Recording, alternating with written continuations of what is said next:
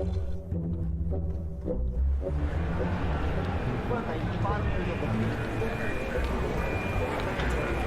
and gentlemen, for your own safety, please follow.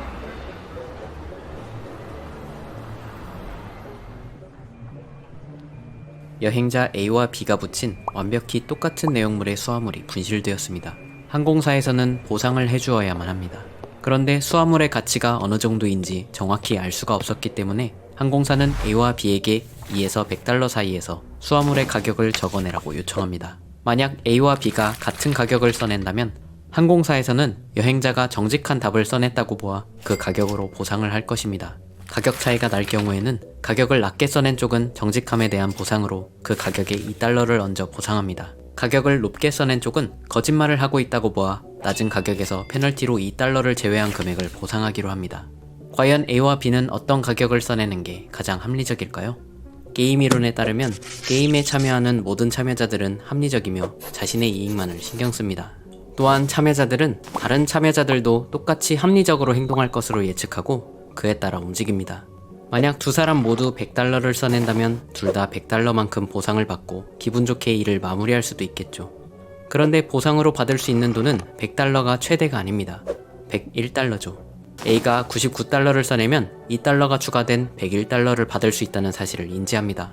그와 동시에 B가 A의 행동을 예측할 수 있다면 2달러의 페널티를 받아 97달러밖에 못 받을 상황에 처하는 대신 차라리 98달러를 써내서 100달러를 받을 생각을 할 것이며 A 또한 이런 B의 의도를 예측할 수 있습니다.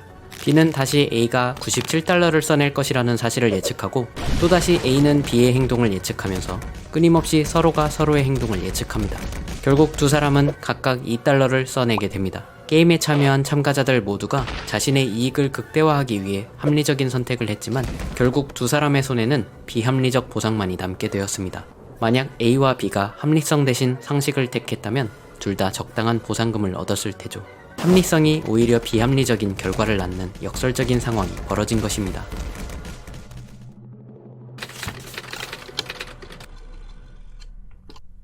현실 세계에서 사람들은 직접 국정에 참여하는 대신 소수의 정치 대리인을 뽑아 자신들에게 영향을 줄 정책을 결정하도록 하며 어린 미래의 세대들은 과거의 기성세대들에게 미래에 대한 결정을 맡기고 있습니다.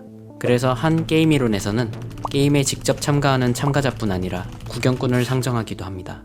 예를 들어 다음과 같은 상황이 있습니다. 참가자 1과 2가 무엇을 선택하느냐에 따라 각자가 얻을 이득이 표시되어 있을 뿐만 아니라 구경꾼들이 얻을 이득도 표시되어 있습니다. 참가자 1은 2가 어떤 선택을 하든 환경에 악영향을 미치는 벽돌가마 사업을 하는 게 유리합니다. 참가자 2는 낙농업을 선택하는 게 유리하기에 균형은 벽돌가마와 낙농업 사업이 될 것입니다. 이 상황에선 구경꾼들은 4의 이득을 얻죠. 참가자들이 자신의 이익을 좇은 결과 최악은 면했지만 그것이 최선의 선택임을 장담할 순 없죠. 그런데 만약 참가자 1이 그레타 툰베리를 만나 이야기를 나눈 뒤 구경꾼의 환경복지에 관심을 가지게 된다면 어떻게 될까요?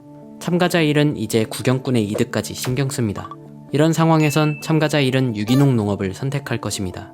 아직까진 상황이 좋습니다. 구경꾼의 이익은 8이 되었습니다.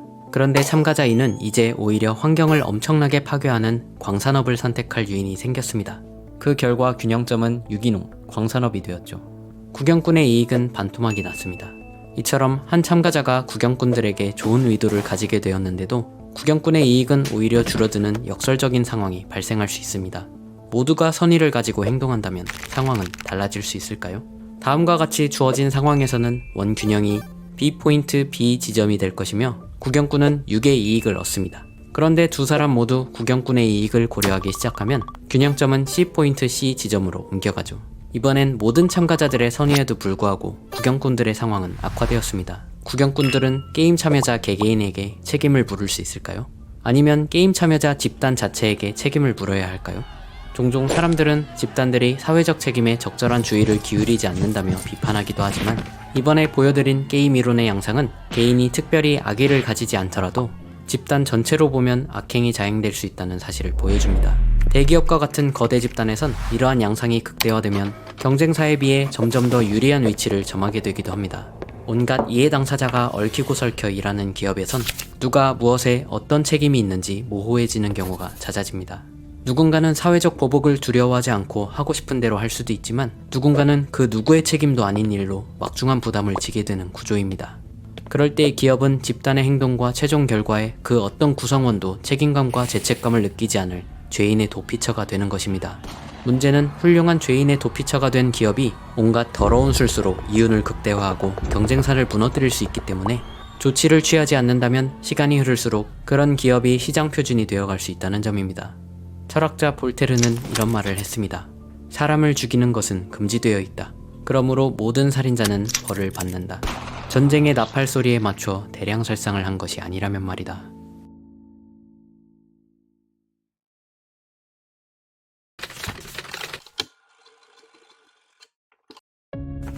채소가게 주인은 어째서 정부를 찬양하는 포스터를 붙였을까요? 그건 단지 포스터가 배달되었기 때문일지도 모릅니다.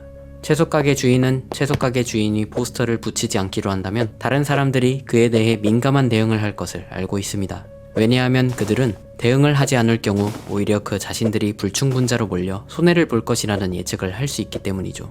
또 그들이 그런 생각을 하리란 사실을 채소가게 주인이 합리적으로 예측할 수 있기 때문이기도 하죠. 결과적으로는 압제에 찬성하지 않는 사람들조차 합리적 예측과 합리적 선택을 통해 결국 압제 시스템의 피해자이면서도 그 시스템을 유지시키는 구성요소 그 자체가 될 수도 있는 것입니다.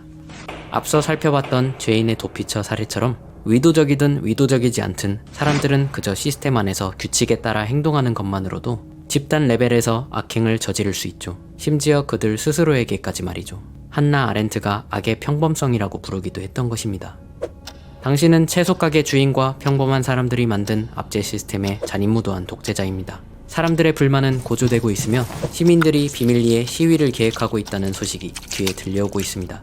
점점 많은 수의 시민이 동참을 결심하며 투옥의 위험은 분산되고 사기는 오르고 있습니다. 1000명의 인구 중 500명 이상이 거리로 나서게 되면 당신은 모든 것을 잃게 됩니다. 당신은 어떻게 하면 시위를 무산시킬 수 있을까요? 가지고 있는 군대와 경찰력을 총동원해도 고작 100명을 투옥할 수 있을 것으로 예상됩니다. 승산은 없어 보입니다. 하지만 당신은 묘수를 꿰어냅니다. 이른바 투옥 규칙을 발표하는 것입니다. 시민을 시위 지도자, 정치인, 기자 등 각 종류별로 100명 단위의 집단으로 묶었습니다.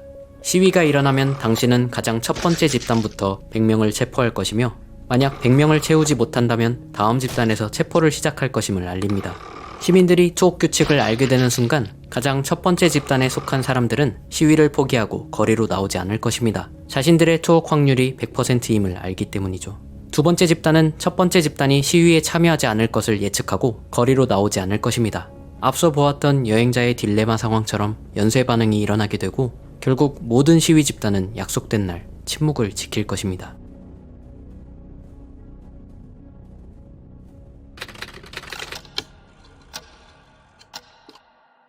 논리적으로만 보자면 사람들은 절대 목숨을 걸고 시위하지 않을 것이며 어떤 부패한 권력도 무너질 수 없을 것처럼 보입니다. 하지만 현실에서 사람들은 함께 뭉쳐 일어나고 압제자는 권좌에서 내려옵니다. 현실에선 여행자의 딜레마와 같은 파멸적인 상황은 잘 일어나지 않고 사람들은 다시는 마주치지 않을 상대방과도 기꺼이 협력하고자 합니다. 경제학자 카오식 바수 교수는 이와 같은 일이 일어나는 이유로 사람들이 이기심과 합리성의 괴물이 아니고 도덕 본능을 가진 다채로운 개인이기 때문이라고 말합니다. 또한 수많은 평범한 인간 영웅들의 도덕적 신념이 게임이 미처 예측하지 못하는 비합리적이라고 여겨질 만큼 강력한 힘으로 작용하기 때문이라고 말하죠. 우린 알게 모르게 이미 만들어진 판 위에서 게임에 참여합니다. 그 게임의 규칙에 순순히 따라 게임의 일부가 되어 스스로의 목을 조를지 능동적으로 새로운 게임의 규칙을 만들지는 나 스스로의 선택과 판단에 달려 있습니다. 책 경제학자는 어떻게 인생의 답을 찾는가의 저자 카오식 바수 교수는 이 세상이 합리성의 탈을 쓴 채 비합리와 광기의 구덩이로 빠져 잔인할 정도로 불평등하고 가혹한 세상이 되지 않도록 하기 위해 우리가 인생이란 게임을 어떻게 정의하고 개척해 나가야 하는지 알려줍니다.